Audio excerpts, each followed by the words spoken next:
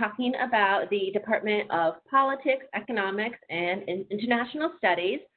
It is unfortunate that we won't be able to meet you in person to talk about these programs, but I do hope that everyone is safe at home, and we are very happy to deliver all of the same information that we would give you in person through this webinar.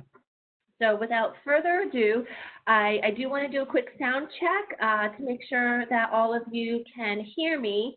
If you can't hear me, please mention that in the Q&A column. Otherwise, we're going to get started. So I'd like to start by introducing the panelists today that will be speaking with all of you. My name is Kelly Westenfeld, and I oversee all recruitment efforts for the College of Arts and Sciences. And many of you have probably received an email with my name on it at some point this year, so now you can put a face to the name. I also would like to introduce Dr. Michael Clancy, Dr. Jane Horvath, and Dr. Amy Schenecker, all three who teach within this department.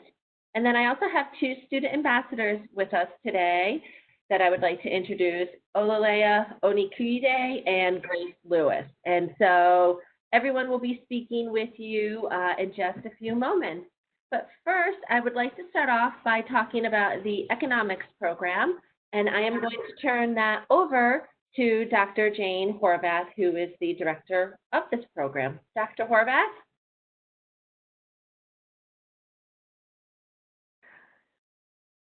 Okay, I see me, so I'm hoping everybody else can see me. We can see you. And can you hear me? We can hear you, so the floor is yours. Okay, thank you. Hello, everybody. It's great to be with you on this beautiful day here in Connecticut. It's only raining a little bit, so that's not too bad. I'm going to start us off and talk about the economics program, but as you will see, I will flow into a discussion of other programs contained here and throughout the university, and I'll tell you why in a minute. So the economics program is a very marketable program, not just here at the University of Hartford, but across the nation. And why a degree in economics is highly marketable is evidenced in the most recent edition of the lifetime earnings projection, which puts economics, I think, fourth after chemistry and a couple of engineering programs.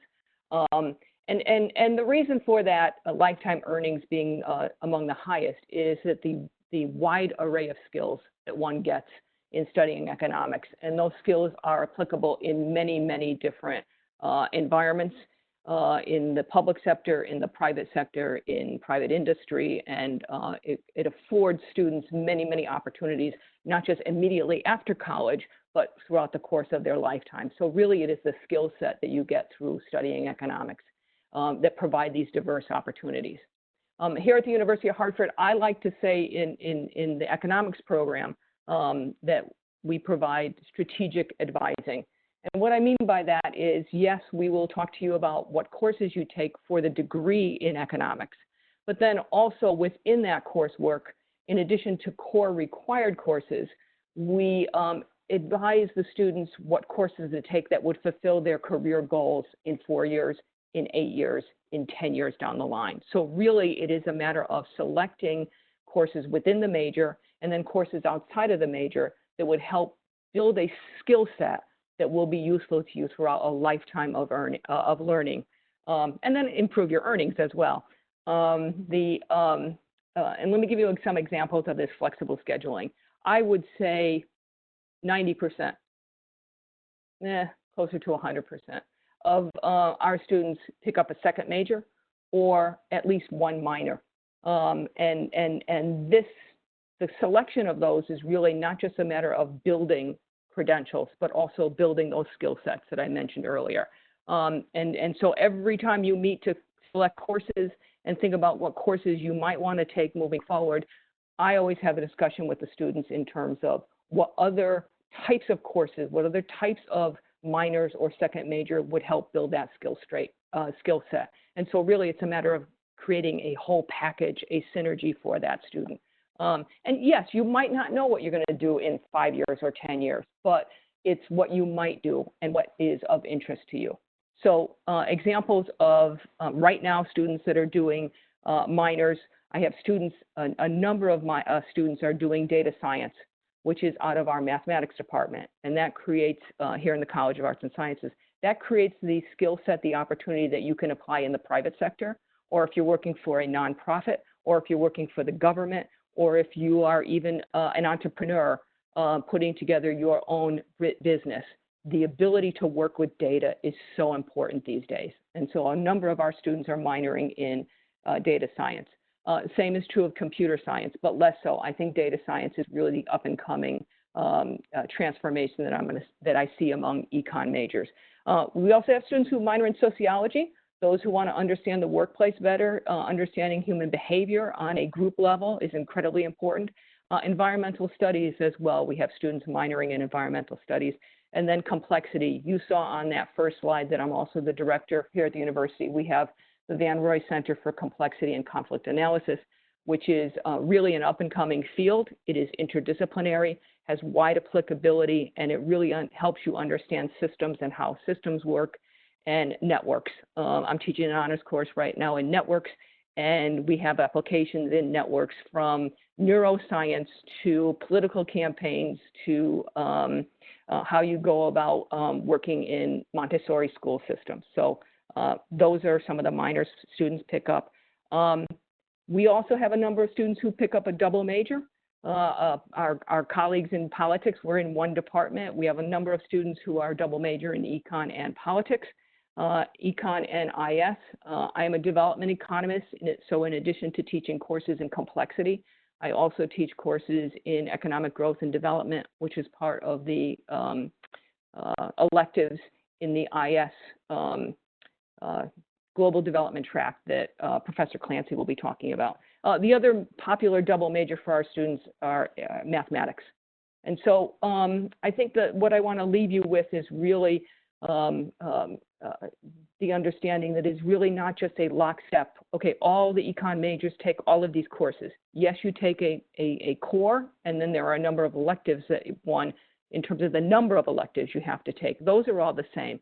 But how you tailor that program is, I think, what I'm proudest of here at the University of Hartford, and the ability to work within our department and without our department to really come together and build a solid, really a portfolio for the student of skill sets that I think will contribute to why students find the degree so marketable. I would say probably 80% of the econ majors participate in the honors program.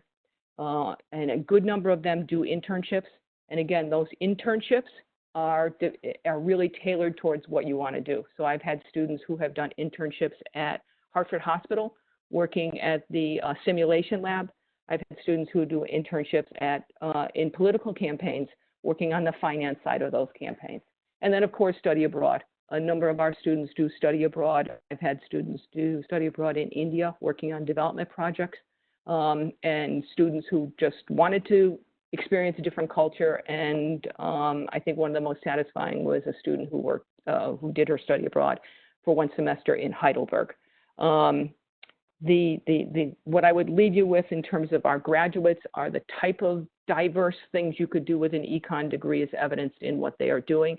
I was just in touch with a 2014 grad who, in this time period of COVID-19, you want to reach out to your students. So I was talking to Amasi, and she's in New York City and working at the Michael J. Fox Foundation, and now is pursuing online her MBA through, I think, Cornell University. And I received an email from one of our graduates. He's a double major in politics and economics, and he is going to go to law school. He deferred law school because he is in New Zealand now, working as the CEO of a soccer, or as they say in the rest of the world, a football club. My graduates our graduates are in Aetna, and one of our students who got a degree in economics, and that's a young woman who studied in Heidelberg, and she also got a minor in mathematics, and she's now working at the Aetna. So, and of course, I have students in law school, two that are graduating this semester, one from the University of Vermont. She was a double in IS and econ, and the second who's graduating from University of Connecticut School of Law in May, again, with IS and econ double major. So those are just some examples of the types of things that students do, and I happen to think that here at the University of Hartford, we are the right size so that you can find your way to explore different majors and minors and really build a solid foundation that will be with you for the rest of your life. That's me, and I'm available for questions at the end, but now I want to pass this along to my colleague and department chair, Dr. Clancy. Hi, everybody. Hopefully you can hear me. Let me know if you can't. I just want to start out, first of all, by echoing a lot of what Dr. Horvath mentioned. And I also want to reintroduce Amy Schenecker, who's also in the politics department here, or the politics program here within the Department of Politics, Economics, and International Studies. And I also want to say that both Dr. Schenecker and Dr. Horvath teach courses in the International Studies program as well. So I'm going to go over a couple of things with international studies, mainly the curriculum, and then I'll do something similar with the politics program here.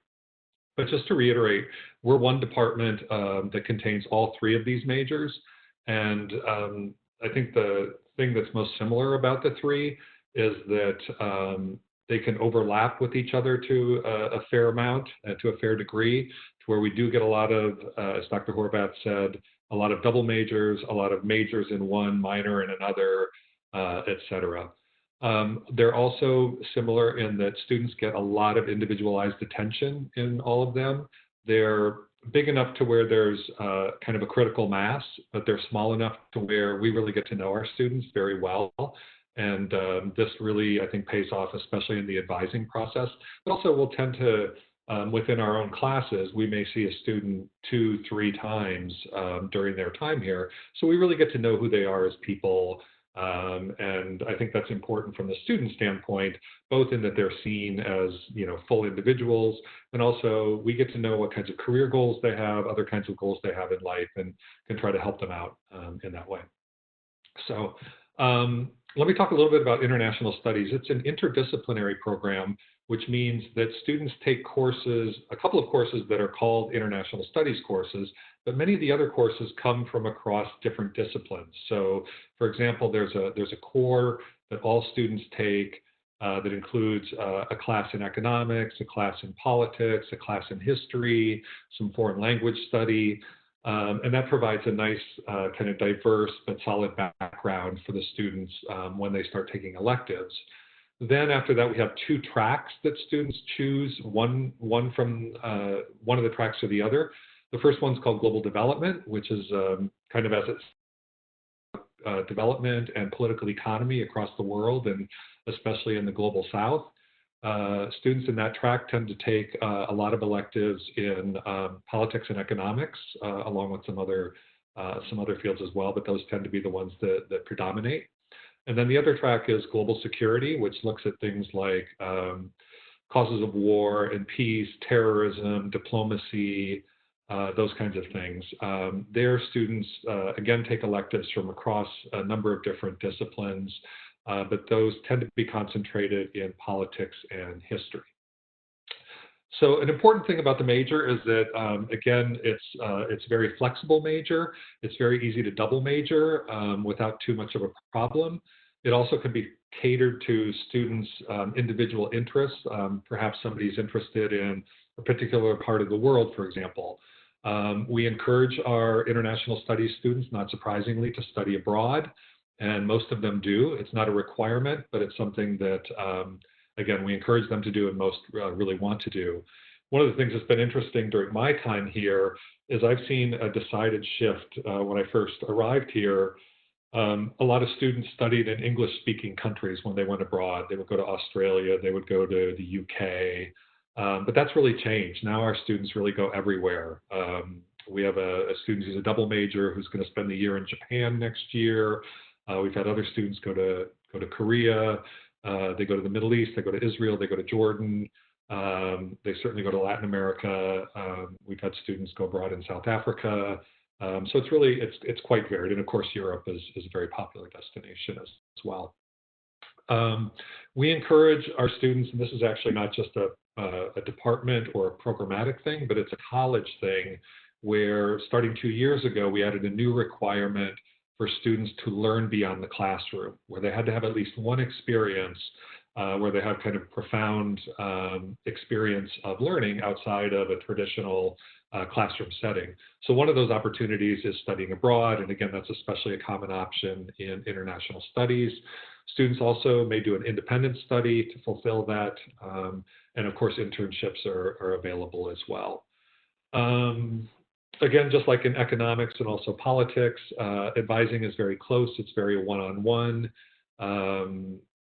We really get to know what particular interest or career goals students might have and really work with them in order to try to achieve that. And again, it's really common for our students to double major. So among our 2 students who are here today, both are double majors, although neither one of them has international studies as one of those majors. So maybe I'll turn next to politics, and then people can ask questions about what they'd like. Similarly, in the politics and government program, it's a very flexible major. There are 4 core courses that all students need to take. And then in addition to those 4 core courses, they take 8 electives. So what that means is that a student who has a particular interest in a particular area of politics within those electives can really take more courses in that area.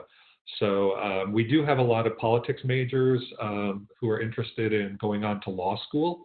And one of our subfields of politics is law, is public law. So just by sort of individual choice, our law courses within politics tend to be very popular courses. But that's not all you can take. Students take comparative politics, which is studies of other countries in the world, which Dr. Schenecker concentrates on. Some students are really interested in American politics. Some are interested in getting involved in campaigns. We also have a lot of readily available internships, especially for our politics majors. We're located in a state capital, and there's a lot of state government offices and the like here. So we have a regular internship that we send students to the Connecticut State General Assembly, where they work either with committees or with elected members of the General Assembly during a semester. There are other state agencies they work with as well. We also have a number of graduates who operate their own law firms and lobbying firms in the state, and they work closely with us and request interns either every semester or every year. So again, we have some pretty good ready-made opportunities there. We also have a partnership with American University in Washington, D.C., and we have students who will spend a semester in Washington, D.C., and again, they may be politics majors, they may be economics or even international studies majors, and they take a couple of courses there, and then they also get placed in an internship in Washington, D.C. As well.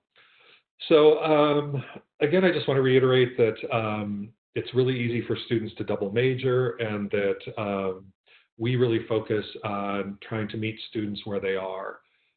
It's also the case that in all 3 majors, especially upper level classes, that those classes tend to be relatively small, kind of a seminar format. So students, I think it really enhances the learning experience of students. And again, it helps the students get to know the faculty member and the faculty member to get to know the students much better. So it's really it's a good deal of pretty individualized attention.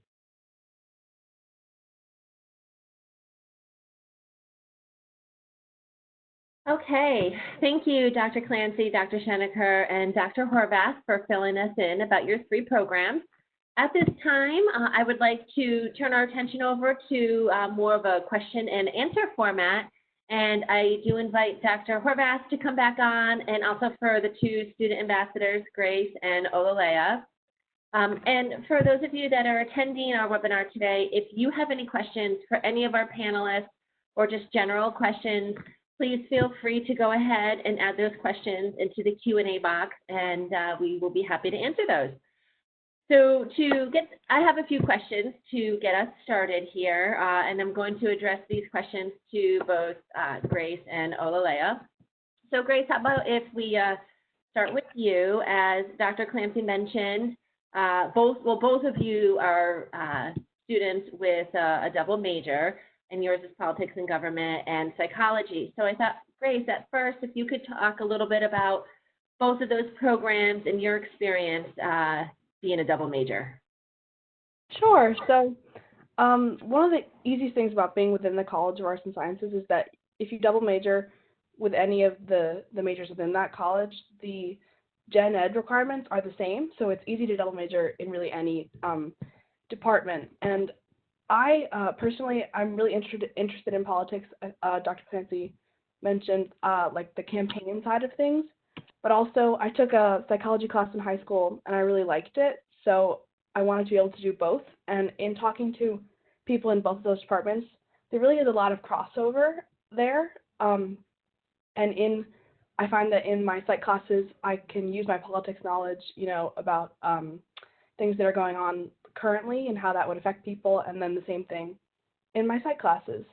And it's a really great opportunity to just, two things that are sort of different, but bring them together. And I'm glad to be able to do that. Thank you. And how about your experience with your two programs? Yeah, I would say that I've had a great experience so far, but I remember back when I was a baby 4 years ago and I came to accept Students Day. Dr. Clancy, before the beard, was speaking that day, and he was talking about, how many students double major. And I found the task kind of daunting at the time. I didn't really want to do it, but I eventually came around, and I'm so glad that I did, because as Grace said, there's so much crossover between classes.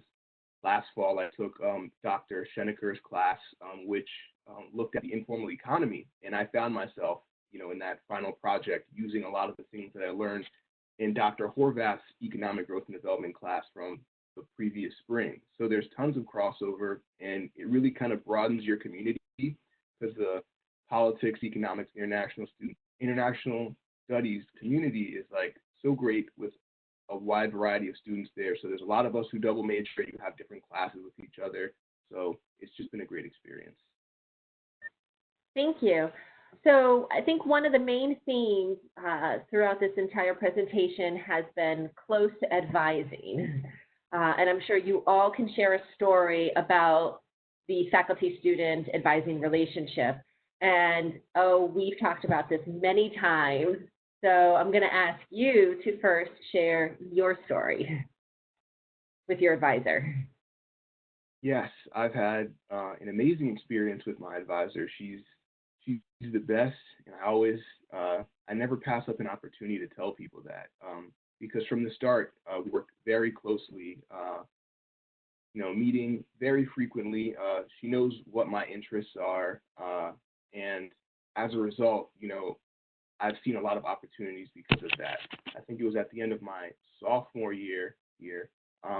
She knows that I have an interest in law school, so she passed along an application for a program where interns would work at various top law firms throughout the state. And that has been like a huge eye-opener for me in terms of what I want to do in the future. And it really helped me with networking. But even still on the academic level, she's always recommending classes to me, introducing me to different professors. And like I said, she really has my interests at heart. Yes, she does, considering her office is next to mine. So I get to see you in there a lot. Grace, my next question is for you. And I know you are very involved with politics, very interested in studying politics. And so I think I'd like you to share some of the things you are involved, the various clubs that you're involved with on campus, and then your role with the Rel Center, while also kind of explaining what the Rel Center is. Sure. So this semester, two new clubs were formed that I'm really excited to be a part of. The first is Model UN, which if you did Model UN in high school, it's pretty much the same thing, but it's on the collegiate level. So next year, academic year, next spring, we're hoping to go to one of the conferences in New York. And I'm also the treasurer of that club, which is an e-board position. So if you're interested in being involved with student government, that's sort of a way to do that as well.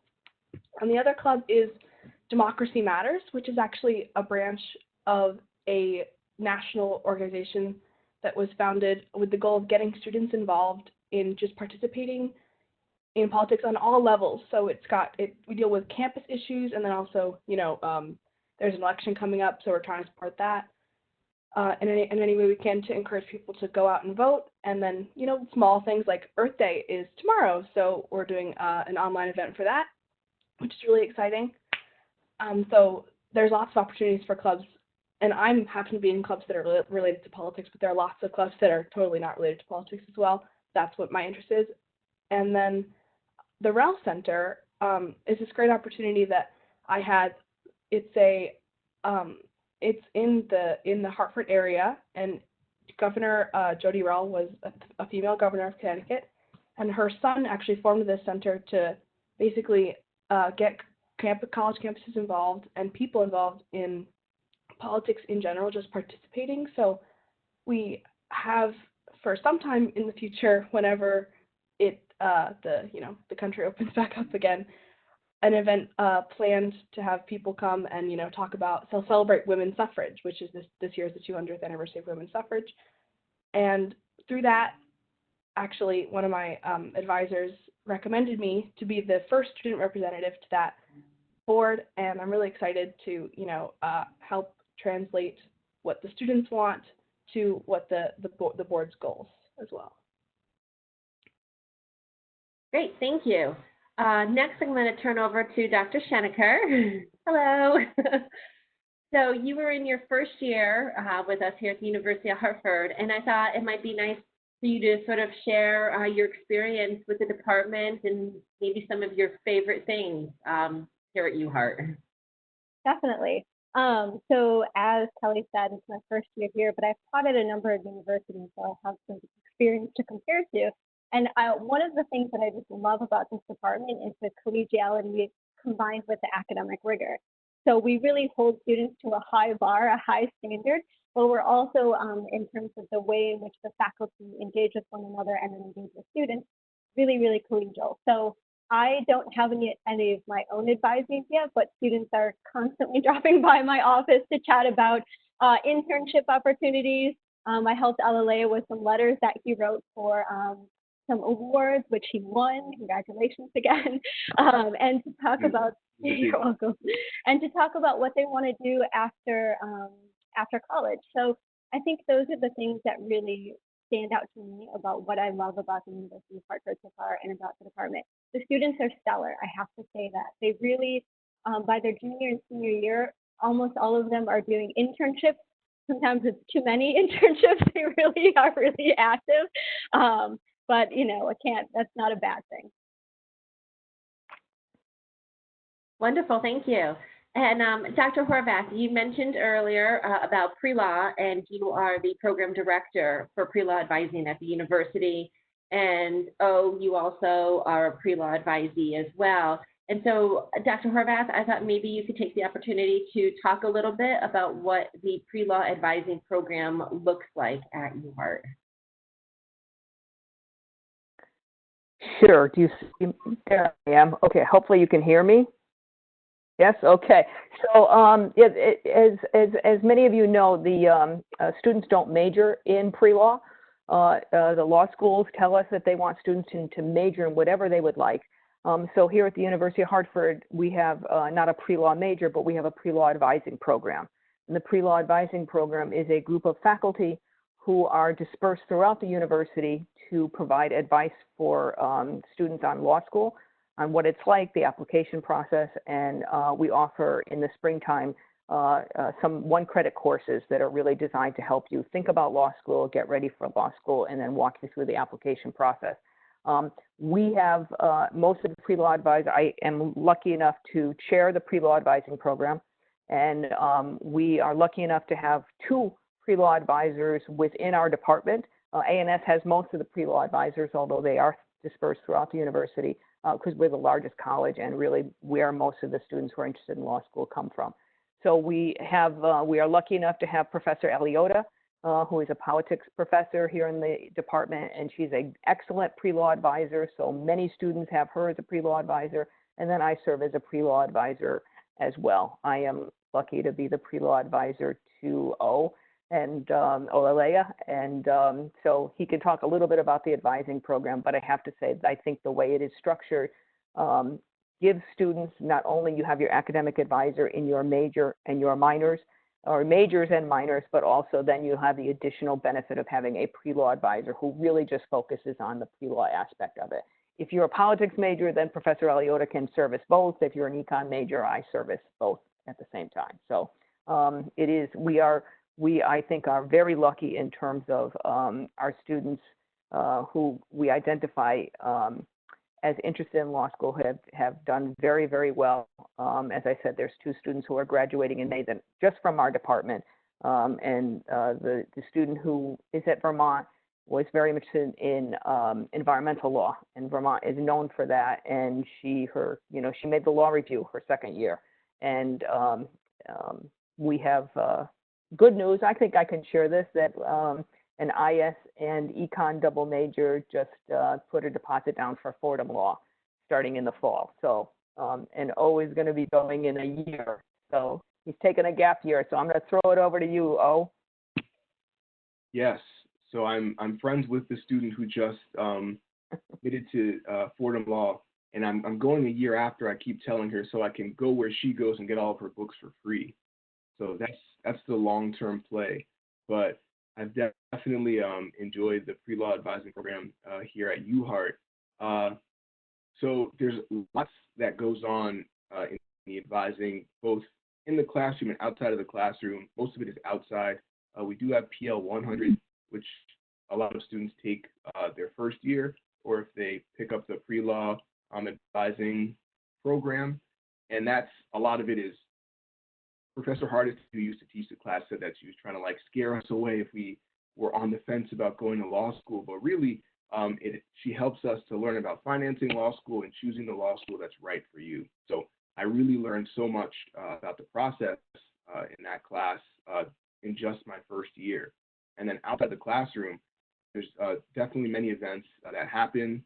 I know in my first year, Dr. Horvath introduced me to the Dean of Admissions at UConn Law. And I've bumped into her many times after that. So now it's not, hi, my name's, Leah. It's, oh, nice to see you again, and we catch up.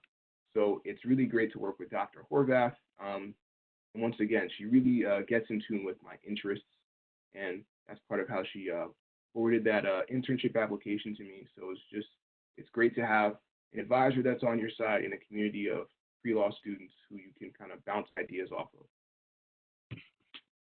Thank you. My next question is about the honors program here at the university. It is, for those of you who are not familiar with it, it is 18 credits to graduate with honors. However, it is not 18 additional credits on top of the 120 that students receive. It's built into your curriculum over the 4 years. You're a senior in the honors program, and then Grace still is an underclassman. And I was wondering if both of you could share your experience where you are in the process of being an honors student. Grace, if you want to start that off, that'd be great. Sure. So I'm lucky enough that with the space in my schedule, I have finished the gen ed and seminar requirements for the honors program. So within the 18 credits, there are 2 gen eds that you take, which you can do. You can take a regular gen ed class as honors. Right now I'm taking philosophy, but honors level 1 is actually a really great class. I love that class. And there's also UIS courses that you can take at the university, which is part of the requirement, University Interdisciplinary Studies, and you can take those as honors as well. So I have taken both of those, and then there are seminar classes, which I have found to be the most interesting classes that I've taken at the university. I had one last semester about the difference between how you learn information from reading it on a screen versus on paper, and it was that's a really relevant thing, and it was great to work with the honors coordinator who taught that class.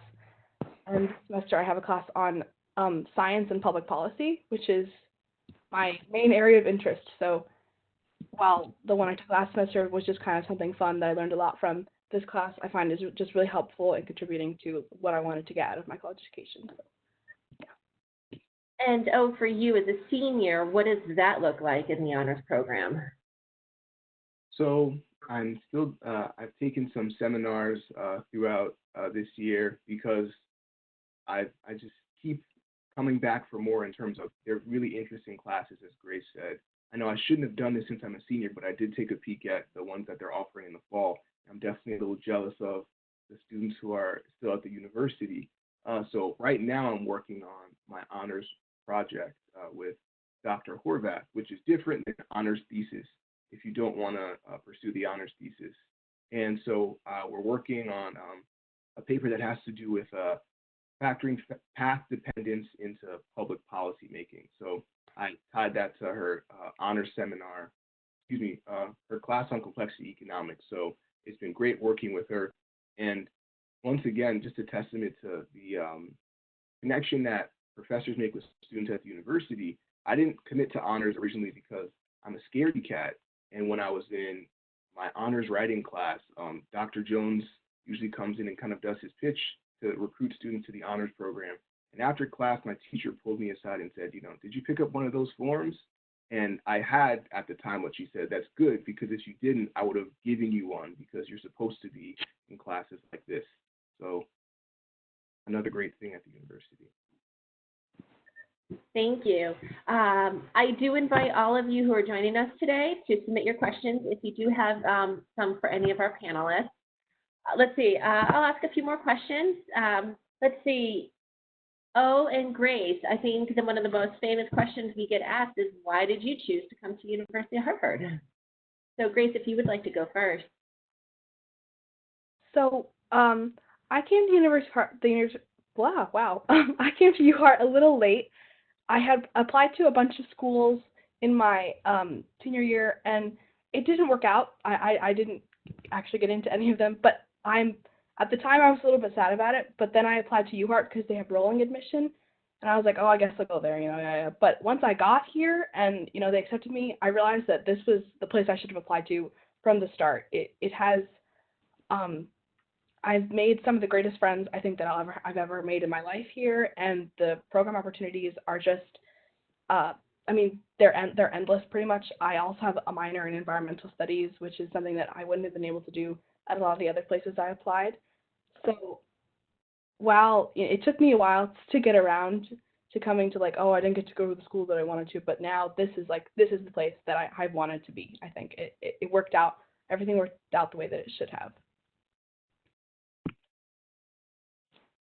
I would say that what really got me was the personal connection that you make with faculty and your advisor. I had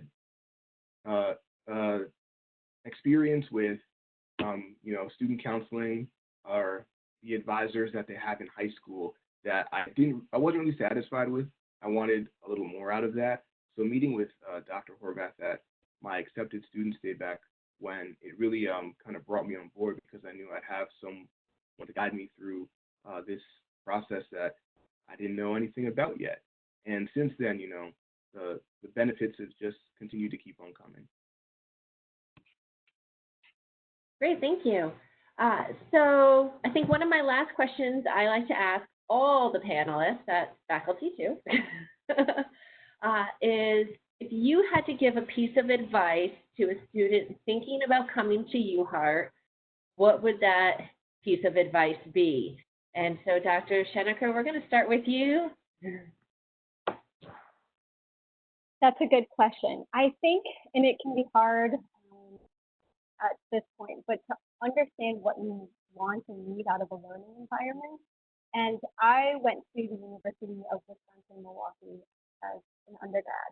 So huge classrooms, not a lot of attention from professors, and I really regret that. I think that I would have benefited so much more from a small university like this, where you really get to know the other students, where you really get to know professors, and you get all of these amazing opportunities. Literally, we send select students opportunities, take advantage of this. You would be a great fit for this.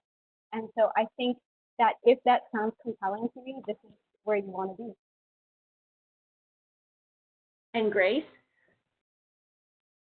Yeah, kind of to echo that, the close advising, but also, and the the relationship that you form, but also the ability to just if you're looking for a place where you can explore any opportunity that you can think of that you would want to in college, this is a great place to do that because it's a small school, and because of that, everyone kind of gets to know what you want to do, and if you talk to them, they're not going to forget what you said. They're going to take that to heart and commit to their mental file on you, and if any opportunity comes up, they'll let you know. And I think that's a really great way to it's a great place to branch out and just do different things that maybe you hadn't done in high school or you hadn't even known that were options for you. This is a place where you can do those things. Oh. I would advise students to really get to know their professors and as well as their classmates, because a great thing about the university is that you see a lot of the same faces in some of the major classes that you have, and I've kind of been really blessed to have this community form that I'm a part of in this department, Politics, Economics, and International Studies, where we've really gotten to know each other, and we exchange ideas. Since we're in class together, we help each other out with the coursework, and it's just really been a huge boost to the whole experience. So get to know your teachers and your classmates.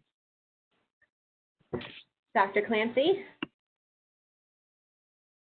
I guess just to echo what's already been said, I think my piece of advice would be to encourage prospective students to reach out as soon as you can to faculty and even just to ask questions. It can be before you even arrive on campus or even before you decide whether or not to come to the University of Hartford. One of the things that I think is a real strength of the university is that, as Dr. Schenecker was saying, it's small enough to where you get that individualized attention, but it's also, we're a university and we're big and we're diverse in a very different way. So one of the things that means is that you can still have really diverse interests and have those met. So for example, I have a student who's a graduating senior who's an international studies major and is a minor in music business. We also have double majors who not only are within the college, but across colleges elsewhere. So students who are politics majors and entrepreneurial studies in the business school majors as well. So I think that we can meet the needs of a lot of students, the intellectual and kind of career needs of a lot of students, but we can also do it in a very personal way. So I'd encourage students to not hesitate to reach out. And last but not least, Dr. Horvath.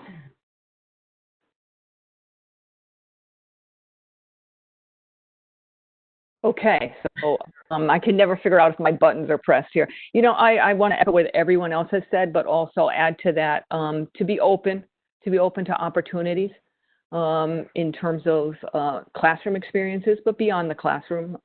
We have the Board of Regents here at the University of Hartford has 2 student regents who participate in board discussions and decisions and go to the annual and semi-annual meetings.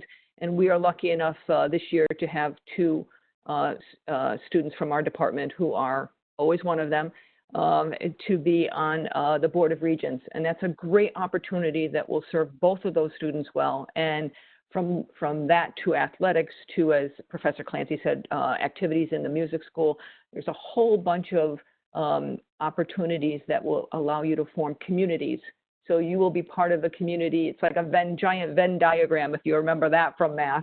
You'll be part of a community that's studying complexity. You'll be part of a community that's part of student government. You'll be part of the athletic student-athlete experience. And so at the University of Hartford, there is occasion to do all of that, as well as to work on majors and minors in your classroom activity and obtaining those skills. And I think experiences outside of the classroom only add to that and complement those other activities. So be open to things, and you never know where the journey will lead you, but it will be, as Grace said, it'll be the right thing.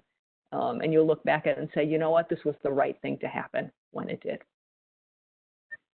Thank you, and I couldn't agree with all of you more. I can't even think of anything to add to that long list. So thank you. So if no one has any questions, I would like to thank all of our panelists today for participating. On this slide here, I have all of our contact info. So after today, if you have any questions you would like to speak with one of us directly, please feel free to email us, as well as looking at the curriculum for all 3 majors in greater detail on the website. This webinar was also recorded and will be sent out through email to all students, so you get to see us all again if you really want to. And then if you have any questions about admission, depositing, or financial aid, we have counselors available Mondays through Friday from 8:30 to 4:30 who are live on our website to speak with you. If you just go to hartford.edu/admission, there's a little Ask Us yellow button. Just click on that and you can speak live with a counselor. So once again, I would like to thank everybody for participating today. Thank you all. I really appreciate it. And I'd like to thank all of you for joining us to learn more about politics and government, economics, and international studies. Stay safe, sending you all, sending you well wishes, and hoping to see everybody on campus in the fall. So thank you for joining, and best of luck. Bye.